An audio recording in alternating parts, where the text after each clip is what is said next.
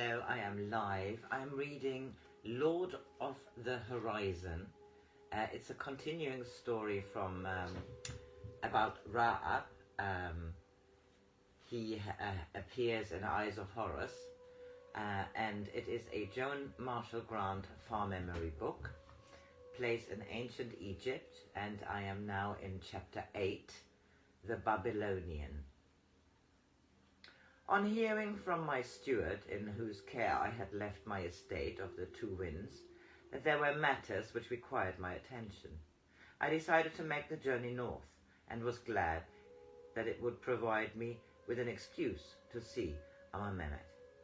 We decided that Mary should remain at home, for as the river was in flood and I should have to travel by litter, the journey would have been tiring for her. She was expecting our second child before the end of the year. In the royal city I stayed with Ra-Ab. When I asked him for news of Pharaoh, he became evasive, saying that he seldom had occasion to see him, and then only on official business. But later in the evening he was more communicative, and when I again mentioned Amenemhet, he said, "I find it difficult to understand why a man who took a wife for expediency should allow himself to become so immersed in grief when the gods decide to separate them. It is proper that a husband should grow regret for the death of his wife, and this is even more necessary when his mourning is shared by Egypt. But now that the 40 days' lamentation are long since ended, he owes it to the court no longer to remain in seclusion. If it were only that he was too preoccupied with his children to have time for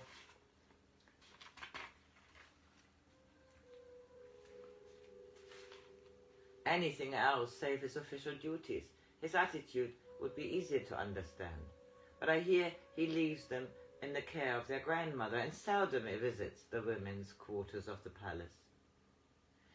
You misjudge him, Ra-Ab, if you think he did not love the queen. As you know, Mary and I were privileged to be their friends, and I can assure you that the link between them was very strong." He looked embarrassed, as he always did when questions of emotions were under discussions. "No doubt you know much more about it than I do, Ra-Ab, but I consider that my long connection with the household has given me certain insight into the unofficial obligations of Pharaoh. How can he have opportunity of judging the worth of his nobles if he never sees them except on ceremonial occasions? Are not the entertainments of the court always ceremonious? You misunderstand me. There are no entertainments, not even banquets, on days of festival. He did not even attend the ceremony of Thanksgiving to Nut on the first day of the inundation. The people expect Pharaoh to share in their pleasures, or at least to pretend that he does so. Certain human aspects of character serve to accentuate the royal divinity. The people no longer fear Pharaoh, but he is giving them little opportunity to love him. For many days he does not go outside the gates of the palace, nor does he hunt lions or go wildfowling with those nobles whom he used to honor with his company. Do you think he will see me? If you claim the rights to audience, he will do so. That is the most which has been granted to anyone since the queen died. Yet Pharaoh did not agree to see me, and not in audience. At first I thought he had changed very little. Yet Pharaoh did agree to see me, and not in audience. At first I thought he had changed very little. Then I realized that only by a great effort did he maintain his outward composure. He gave me no opportunity to speak of matters near to his heart until the servants had left us, alone in the little pavilion overlooking the river. Ra-Ab, do you think that the gods are jealous of man, in that they never give great happiness unless it is shadowed by the fear of its loss? If I had known that what the future held for me, should I have sent for you and Mary? Should I have agreed to go with you to the summer palace? Had I not done so, I might not have deeply regretted that there is no longer a queen. I might even have been wondering who would be suitable for the second royal wife. Yet I have known love, and now, because it has been taken away from me, I am desolate. I am more alone than I have ever been. You have Sanusert and your daughter. Cannot your love for Nefertatan find expression in loving her children? I have tried to love the baby, but I cannot do so. Every time I see her, I'm reminded that if she had not been born, her mother would still be living. The physicians told me that if the baby had not been so strong, fought so fiercely for its own life, it would have been stillborn, and the mother would have had a better chance. What physician told you that? A foreigner?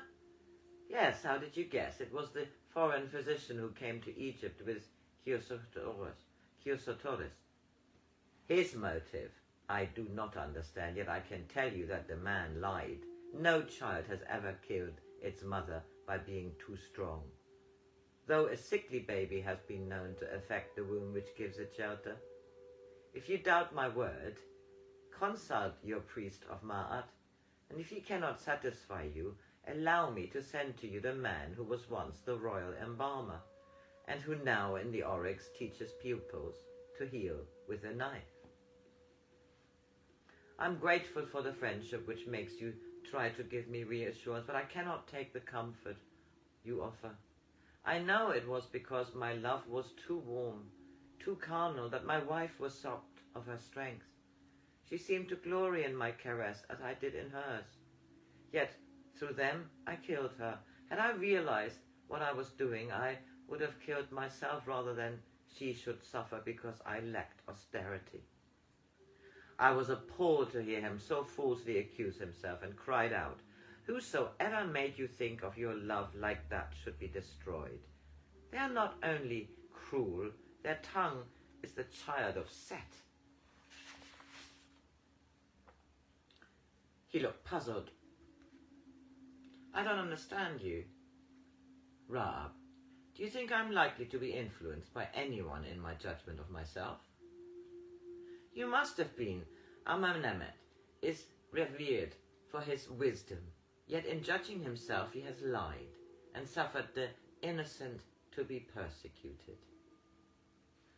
"I never thought that our friendship would be polluted by flattery. Why call me innocent when you know I am guilty? If you are guilty, then Set is the lord of the morning. You know that love is the law of Ra. Are you a coward to deny love because through it you have suffered? I should be a coward if I tried to plead innocence. I forgot that my wife was little more than a child, and treated her as though she was not only a woman, but a beloved concubine. Is not every wife glad to share the pleasures which you seem to think are the right only of concubines?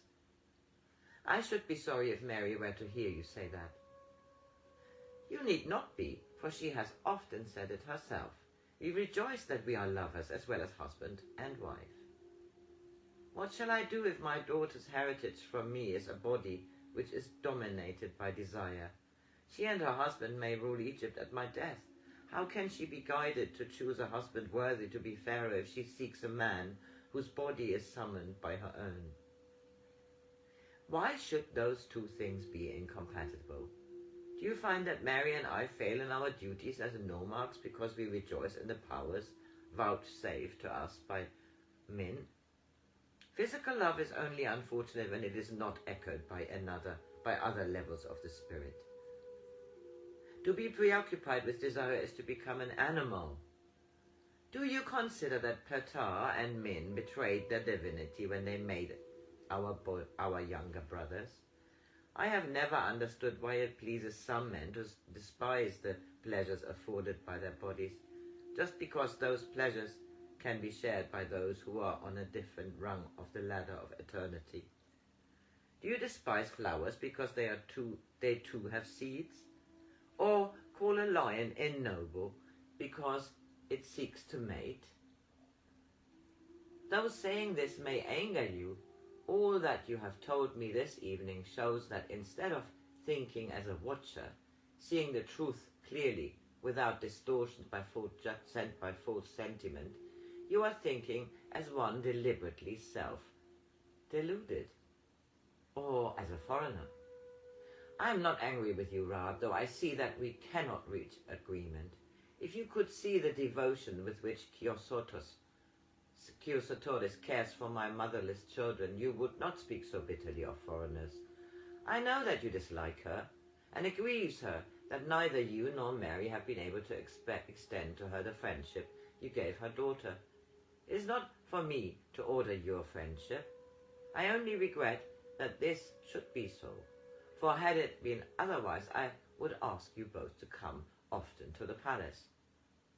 You have only to ask, and it shall be our joy and honor to come to you. I must put duty before my pleasures, and I must let nothing add to the grief which Kyosotoris has already suffered through me.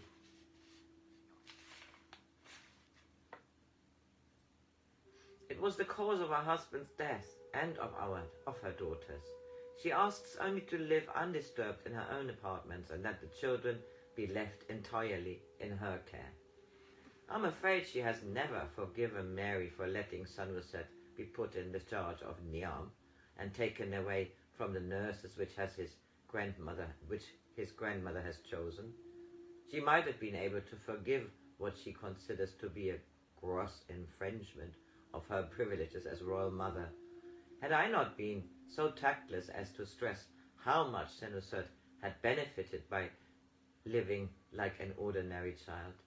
Now that Menhet's younger daughter has returned to Babylon, Kyosotoris has nothing with which to fill her life, save her grandchildren, and I can only be grateful for her devotion. Are you trying to tell me, Amenemhet, that so long as Kyosotoris remains here, it would be difficult for you to welcome me as your guest? I hope you will always make occasion to see me when affairs should bring you to the royal city. I understand, but never forget that when your circumstances change, and it is again possible for you to share your life with your friends, we shall be waiting for you. And I'll stop this here, halfway through the Babylonian, and there is a little bit to follow, which I finish later this afternoon.